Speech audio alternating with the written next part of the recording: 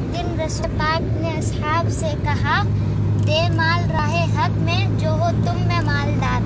ارشاد سن کے فرتے طرف سے عمر اٹھے، اس روز ان کے پاس تھے درہم کئی ہزار۔ دل میں یہ کہہ رہے تھے کہ صدیق سے ضرور بڑھ کر رکھے گا آج قدم میرا راہوار۔ لائے غرض کے مال رسول امی کے پاس، ایثار کی ہے 10 نگر ابتدائے کار۔ پوچھا حضور سرور عالم نے، اے عمر اے وہ کہ جوش حق سے تیرے دل کو ہے قرار۔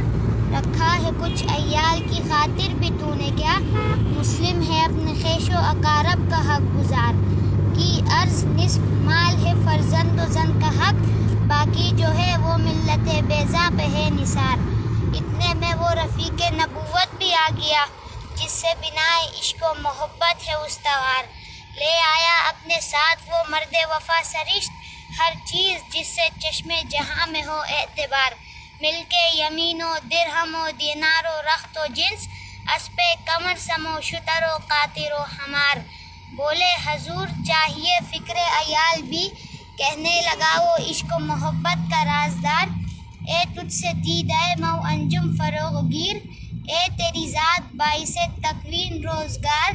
پروانے کو چراغ ہے بلبل کو پھول بس، صدیق کے لیے خدا کا رسول بس۔